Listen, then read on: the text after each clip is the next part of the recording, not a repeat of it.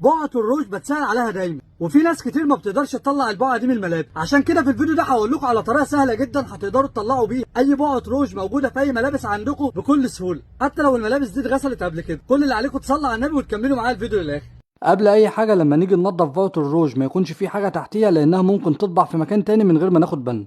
اهم حاجه واحنا بننضفها ما يكونش في اي حاجه تحتيها. وطبعا الغلطه اللي معظم الناس بتقع فيها انها بتجيب منظف او بتجيب اي مسحوق وتحطه مكان البقعه، وتبدا انها تدعكها بفرشه اسنان او تدعكها باي حاجه، بتلاقي البقعه زادت وفرشت اكتر في الملابس زي ما انتم شايفين بالشكل ده كده. طريقه تنظيف البقعه ديت بتكون سهله جدا. بنجيب عندنا اي حاجه فاضيه وبنجيب اي نوع كلوريكس الوان احنا بنستخدمه عندنا في البيت، وبنفضي فيه شويه صغيرين زي ما انتم شايفين كده. وبعد كده بنحط عليهم شويه بنزين صغيرين، بنقلبهم في بعض كويس، وبعد كده بنفضي الخلطه اللي احنا عملناها ديت مكان البقعه مباشر.